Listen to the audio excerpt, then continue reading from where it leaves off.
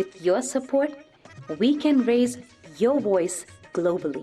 ਉਹਨਾਂ ਨੇ ਪਗੜੀ ਇਸ਼ੂ ਨੂੰ ਬਿਲਕੁਲ ਮਤਲਬ ਕਿ ਫਰਾਂਸ ਦੇ ਰਾਸ਼ਟਰਪਤੀ ਦੇ ਸਾਹਮਣੇ ਲੈ ਕੇ ਆਇਆ ਹੀ ਨਹੀਂ ਹੈ। With your support, we can address those issues that no other media talks about. ਜੋ ਹਾਲ ਅਕਾਲੀਆਂ ਨੇ ਬਾਦਲ ਕਿਆਂ ਨੇ ਇਹਨਾਂ ਨੇ ਸਿੱਖੀ ਦਾ ਤੇ ਬੇੜਾ ਗਰਕ ਕੀਤਾ ਹੈ। With your support, we can bring you breaking news from around the world.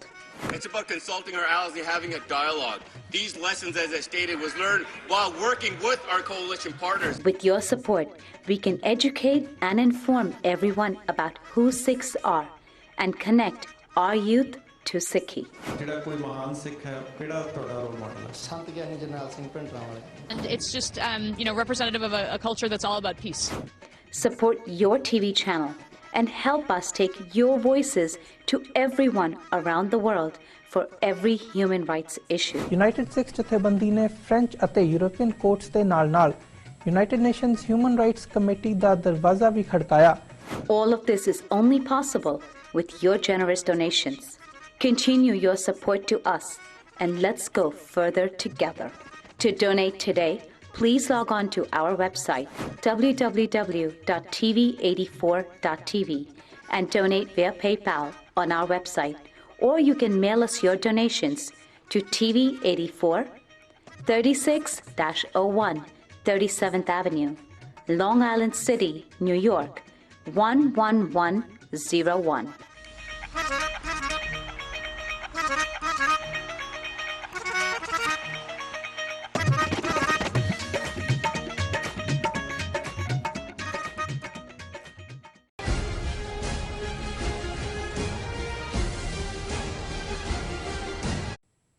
ਦਰਸ਼ਕੋ break ਤੋਂ ਬਾਅਦ ਤੁਹਾਡਾ ਸਵਾਗਤ ਹੈ ਜੀ। ਡਾਕਟਰ ਸਾਹਿਬ, ਅੱਜ ਦੇ ਇਸ਼ੂ ਬਾਰੇ ਤੁਹਾਡੇ ਕੀ ਵਿਚਾਰ ਹਨ ਜਿਹੜੇ ਤੁਸੀਂ ਸਾਡੇ ਦਰਸ਼ਕਾਂ ਨਾਲ ਸਾਂਝੇ ਕਰਨ ਜਾ ਰਹੇ ਹੋ? ਦੇਖੋ, ਅਕਸਰ ਜਦੋਂ ਜੂਨ 84 ਦੇ ਘੱਲੂਘਾਰੇ ਦਾ ਜ਼ਿਕਰ ਹੁੰਦਾ ਹੈ, ਹੁਣ ਤੱਕ ਦੋ ਰਾਵਾਂ ਖਾਸ ਤੌਰ 'ਤੇ ਜਿਹੜੀ ਸਰਕਾਰੀ ਰਾਏ ਡੋਮੀਨੇਟ ਕਰਦੀ ਰਹੀ, ਕਿਉਂਕਿ ਸਰਕਾਰ ਦੇ ਕੋਲ ਪ੍ਰਚਾਰ ਮਾਧਿਅਮ, ਉਹਨਾਂ ਕੋਲ ਰੇਡੀਓ, ਟੀਵੀ, ਅਖਬਾਰਾਂ ਸਨ ਜੀ, ਔਰ ਜਿਸ ਤਰੀਕੇ ਦਾ ਮਾਹੌਲ ਉਹਨਾਂ ਨੇ 1980ਵਿਆਂ ਦੇ ਸ਼ੁਰੂ ਤੋਂ ਹੀ ਬਣਾਉਣਾ ਸ਼ੁਰੂ ਕੀਤਾ ਮੀਡੀਆ ਰਾਹੀਂ ਸਿੱਖਾਂ ਨੂੰ ਆਤੰਕਵਾਦੀ, ਅਲਗਾਵਵਾਦੀ ਔਰ ਜਿਵੇਂ ਸੰਤ ਭਿੰਡਰਾਂ ਵਾਲਿਆਂ ਦੇ ਇਮੇਜ ਨੂੰ ਇੱਕ ਖੂੰਖਾਰ ਦਹਿਸ਼ਤਗਰਦ ਦੇ ਤੌਰ 'ਤੇ ਉਭਾਰਿਆ। ਨਤੀਜੇ ਦੇ ਤੌਰ 'ਤੇ ਮੈਜੋਰਿਟੀ ਕਮਿਊਨਿਟੀ ਦੇ ਵਿੱਚ ਔਰ ਬਾਅਦ ਦੇ ਮੀਡੀਆ 'ਚ ਵੀ ਖਾਸ ਤੌਰ 'ਤੇ ਜਿਵੇਂ ਉਹਨਾਂ ਨੇ ਫਿਰ 1985 'ਚ ਏਅਰ ਇੰਡੀਆ ਡਿਜ਼ਾਸਟਰ ਇੰਡੀਅਨ ਏਜੰਸੀਆਂ ਨੇ ਕਰਾਈ ਕੈਨੇਡਾ 'ਚ, ਜੀ, ਇੱਕ ਰਾਏ ਬਣ ਗਈ ਜਾਂ ਬਣਾ ਦਿੱਤੀ ਗਈ ਕਿ ਇਹ ਸਿੱਖਾਂ ਨੇ ਜੇ ਇਸ ਕਿਸਮ ਦਾ ਮਾਹੌਲ ਨਾ ਬਣਾਇਆ ਹੁੰਦਾ, law and order situation out of control ਹੋ ਗਈ, ਉੱਥੋਂ ਨਿਕਲਦੇ ਸੀ ਗਰੁੱਪ ਆਉਂਦੇ ਸੀ, ਮਾਰ ਕੇ ਚਲੇ ਜਾਂਦੇ ਸੀ, ਪੁਲਿਸ ਇਨਐਫੀਸ਼ੀਐਂਟ ਸੀ। ਸੋ ਕੁੱਲ ਮਿਲਾ ਕੇ ਇੱਕ ਤਬਕੇ ਨੂੰ ਲਾਅ ਐਂਡ ਆਰਡਰ ਦੇ ਨਾਲ ਜੋੜਿਆ, ਦੂਸਰੇ ਨੂੰ ਉਹਨਾਂ ਨੇ ਪ੍ਰਚਾਰ ਕੀਤਾ ਕਿ ਜੀ ਇਹ ਤਾਂ ਇਹਨਾਂ ਨੇ ਦੇਸ਼ ਨੂੰ ਤੋੜ ਦੇਣਾ ਸੀ, ਏਕਤਾ ਅਖੰਡਤਾ ਤੋੜ ਦੇਣੀ ਸੀ ਜੀ, ਪਿੰਡਰਾਂ ਵਾਲੇ ਜਿਹੜੇ ਨੇ ਉਹ ਖਾਲਿਸਤਾਨ ਮੰਗਦੇ ਸੀ। ਤੀਸਰਾ ਪਾਕਿਸਤਾਨ ਦੇ ਨਾਲ ਜੋੜਿਆ ਕਿ ਬਈ ਇਹ ਤਾਂ ISI ਨਹੀਂ ਕਰਾਇਆ, ISI ਦੀ ਸਾਜ਼ਿਸ਼ ਸੀ, ਹਥਿਆਰ ਉਹਨਾਂ ਦੇ ਦਿੱਤੇ, ਉਹਨਾਂ ਨੇ ਵਿੱਚ ਬੰਦੇ ਜਿਹੜੇ ਨੇ ਉਹ ਉਹਨਾਂ ਨੇ ਤਾਂ ਉਹਨੂੰ ਰੈਕਗਨਾਈਜ਼ ਕਰ ਲੈਣਾ ਸੀ ਖਾਲਿਸਤਾਨ। ਪਰ ਅਸੀਂ ਪਹਿਲੇ ਦਿਨ ਤੋਂ, ਔਰ ਮੈਂ ਈਵਨ 91-92 ਦੇ ਵਿੱਚ ਵੀ ਜੋ ਉਦੋਂ ਲਿਖਣਾ ਸ਼ੁਰੂ ਕੀਤਾ ਜਾਂ ਸਪੀਚਿਸ ਨੇ ਉਹਨਾਂ ਦੇ ਵਿੱਚ ਰਿਹਾ ਕਿ ਵੀ ਇਹ ਬਹੁਤ ਵੱਡੇ ਲੈਵਲ ਦੀ ਇੰਟਰਨੈਸ਼ਨਲ ਕੰਸਪੀਰੇਸੀ ਸੀ।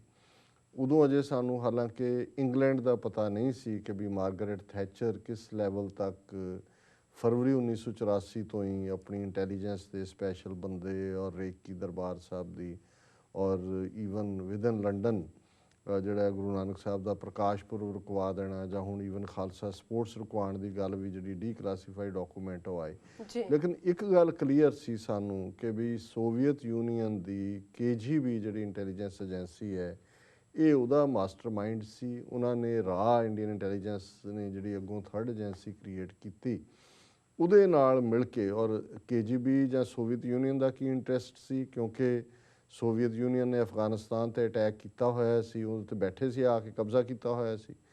ਪਾਕਿਸਤਾਨ ਵਿੱਚ ਵਿਚਾਲੇ ਸੀ ਜਿਹਨੂੰ ਉਹ ਸਮਝਦੇ ਸੀ ਵੀ ਇਹਨੂੰ ਤਾਂ ਅਸੀਂ ਰੋਣ ਦਿਆਂਗੇ, ਔਰ ਉਹ ਭਾਰਤ ਦੇ ਉੱਤੇ ਜਿਹੜਾ ਉਹਨਾਂ ਦਾ ਪੁਰਾਣਾ ਡਰੀਮ ਹੈ to the warm waters of Indian Ocean, ਔਰ 1971 'ਚ ਜਿਹੜੀ ਸੰਧੀ ਸੋਵੀਅਤ ਯੂਨੀਅਨ ਨੇ ਇੰਡੀਆ ਨਾਲ ਕੀਤੀ ਹੋਈ ਸੀ, ਉਹ ਬੈਕਡ੍ਰੌਪ ਪ੍ਰੋਵਾਈਡ ਕਰਦਾ ਸੀ ਇਸ ਗੱਲ ਦੇ ਲਈ। ਜੀ ਸੋ ਅਸੀਂ ਹਮੇਸ਼ਾ ਇਹ ਲਿਖਿਆ ਕਿਹਾ ਕਿ ਵੀ ਇਹ ਕੋਈ ਨਾ ਲਾਅ ਐਂਡ ਆਰਡਰ, ਨਾ ਇਹ ਕੋਈ ਖਾਲਿਸਤਾਨ, ਨਾ ISI, ਇਹ ਤਾਂ ਮਾਸਟਰਮਾਈਂਡ ਹੀ ਸੋਵੀਅਤ ਯੂਨੀਅਨ ਦਾ ਜਿਹੜਾ KGB ਔਰ ਰਾਅ ਦਾ ਸੀ। ਜੀ ਸੁਬਰਾਮਨੀਅਮ ਸਵਾਮੀ ਹਾਲਾਂਕਿ ਸ਼ਰਾਰਤੀ ਕਿਸਮ ਦਾ ਜਿਹੜਾ ਬੰਦਾ ਹੈ, ਹੁਣ ਉਹਨੂੰ ਰਾਜ ਸਭਾ ਲਈ ਨੋਮੀਨੇਟ ਕੋਈ ਸ਼ਰਾਰਤੀ ਬੰਦੇ ਦਾ ਹਰ ਥਾਂ ਦੇ ਉੱਤੇ ਹੁੰਦਾ, ਦੂਜਾ ਕਹਿੰਦਾ ਵੀ ਮੂੰਹ ਬੰਦ ਕਰੋ, ਇਹ ਕੋਈ ਹੋਰ ਨਾ ਕਰੇ, ਪਰ ਇਹਦੇ 'ਚ ਕੋਈ ਸ਼ੱਕ ਨਹੀਂ ਹੈ ਕਿ ਬ੍ਰਿਲੀਅੰਟ ਮਾਈਂਡ ਹੈ ਉਹ। ਜੀ ਐਜ਼ ਏ ਇਕੋਨੋਮਿਸਟ ਵੀ ਹਾਰਵਰਡ ਯੂਨੀਵਰਸਿਟੀ 'ਚ ਪੜ੍ਹਾਉਂਦਾ ਰਿਹਾ ਆ ਕੇ, ਫਿਰ ਇੱਥੇ ਵੀ ਉਹਨੇ ਮੁਸਲਮਾਨਾਂ ਦਾ ਕੱਟੜ ਵਿਰੋਧੀ ਬਿਆਨ ਦਿੱਤਾ ਕਿ ਜੀ ਇਹਨਾਂ ਤੋਂ ਵੋਟ ਪਾਉਣ ਦਾ ਹੱਕ ਖੋਹ ਲੈਣਾ ਚਾਹੀਦਾ ਹੈ। ਮੁਸਲਮਾਨਾਂ ਨੂੰ ਕਿਹਾ ਜੀ ਆਹ 100 ਮਸੀਤਾਂ ਸਾਡੇ ਹਵਾਲੇ ਕਰ ਦਿਓ ਜੇ ਤੁਸੀਂ ਆਰਾਮ ਨਾਲ ਰਹਿਣਾ ਹੈ। ਫਿਰ ਉਹਨੇ ਕਿਹਾ ਜੀ ਹਰ ਇੱਕ ਦਾ DNA ਟੈਸਟ ਕਰਾਓ, ਸਭ ਹਿੰਦੂ ਨੇ। ਇੱਦਾਂ ਦੀਆਂ ਬਿਆਨਬਾਜ਼ੀਆਂ, ਪਰ ਇਹ ਕਈ ਵਾਰੀ ਇਸ ਕਿਸਮ ਦੇ ਜਿਹਨਾਂ ਨੂੰ ਮੈਵਰਿਕ ਕਹਿੰਦੇ ਨੇ, ਆਜ਼ਾਦਾਨਾ ਜਿਹਾ ਰੱਖਣ ਵਾਲੇ, ਕਈ ਵਾਰ ਗੱਲ ਪਤੇ ਦੀ ਵੀ ਕਰ ਜਾਂਦੇ ਨੇ, ਜਾਂ ਜੋ ਉਹਨਾਂ ਦੇ ਕੋਲ ਹੁੰਦਾ ਹੈ ਜਾਂ ਜਿੰਨੀ ਕੁ ਉਹਨਾਂ ਨੂੰ ਜਾਣਕਾਰੀ ਹੁੰਦੀ ਹੈ ਉਹਨੂੰ ਡਿਸਕਲੋਜ਼ ਵੀ ਕਰਦੇ ਨੇ। ਜੀ ਸੋ ਇਹ ਆਇਆ ਹੋਇਆ ਸੀ ਫਗਵਾੜੇ 2 ਦਿਨ ਪਹਿਲਾਂ ਹੀ, ਔਰ ਉੱਥੇ ਫਗਵਾੜੇ 'ਚ ਲਵਲੀ ਪ੍ਰੋਫੈਸ਼ਨਲ ਯੂਨੀਵਰਸਿਟੀ ਦੇ ਵਿੱਚ ਉਹਨੇ ਆਪਣਾ ਲੈਕਚਰ ਕੀਤਾ, ਔਰ ਉਹਦੇ 'ਚ ਉਹਨੇ ਖੁੱਲ੍ਹ ਕੇ ਕਿਹਾ ਕਿ ਵੀ ਇਹ ਦਰਬਾਰ ਸਾਹਿਬ 'ਤੇ ਹਮਲਾ ਜਿਹੜਾ ਇਹ ਤਾਂ ਹੈ ਹੀ KGB ਦਾ ਉਹਨਾਂ ਦਾ ਕੰਮ ਸੀ, ਸੋਵੀਅਤ ਏਜੰਸੀ ਦਾ। ਉਹਨੇ ਕਿਹਾ ਜੀ ਵੀ ਮੈਂ ਪਿੰਡਾਂ ਵਾਲਿਆਂ ਨੂੰ ਮਿਲਿਆ ਵੀ ਹੈ, ਔਰ ਮੇਰੇ ਲਈ ਤਾਂ ਮੈਂ ਸਮਝਦਾ ਵੀ ਉਹਨਾਂ ਨੂੰ ਨਿਸ਼ਾਨਾ ਬਣਾਇਆ ਕਿਉਂਕਿ ਉਹ ਡਰੱਗਸ ਦੇ ਖਿਲਾਫ ਸੀ। ਉਹਨੇ ਪਹਿਲਾਂ ਵੀ ਕਿਹਾ ਨੇ ਇੰਟਰਵਿਊ 'ਚ, ਪਰ ਇਹ ਦਿਲਚਸਪ ਗੱਲ ਇਹ ਹੈ ਵੀ ਹੁਣ ਉਹ ਰਾਜ ਸਭਾ ਦਾ ਮੈਂਬਰ 2 ਦਿਨ ਪਹਿਲਾਂ ਹੀ ਨੋਮੀਨੇਟ ਹੋਇਆ, ਪੋਸੀਬਲ ਹੈ ਉਹਨੂੰ ਮਿਨਿਸਟਰ ਵੀ ਬਣਾਇਆ ਜਾਏ, ਫਾਈਨੈਂਸ ਮਿਨਿਸਟਰ ਬਣ ਸਕਦਾ ਹੈ ਕਿਉਂਕਿ ਉਹਦਾ ਫੀਲਡ ਹੈ। ਪਰ ਜੇ ਹੁਣ ਇਸ ਲੈਵਲ ਦਾ ਬੰਦਾ ਜਿਹੜਾ ਹਿੰਦੂਤਵਾ ਦਾ ਆਈਡੀਆਲੋਗ ਹੈ, ਇਸ ਵੇਲੇ ਹੁਣ ਉਹ ਰਾਜ ਸਭਾ ਮੈਂਬਰ ਬਣ ਗਿਆ, ਔਰ ਇੰਦਰਾ ਗਾਂਧੀ ਦੀ ਐਮਰਜੈਂਸੀ ਵੇਲੇ ਵੀ ਉਹਨੇ ਕਈ ਤਰ੍ਹਾਂ ਦੀ ਡਰਾਮੈਟਿਕਸ ਕੀਤੀਆਂ ਪਰ ਐਮਰਜੈਂਸੀ ਦੇ ਖਿਲਾਫ ਸੀ।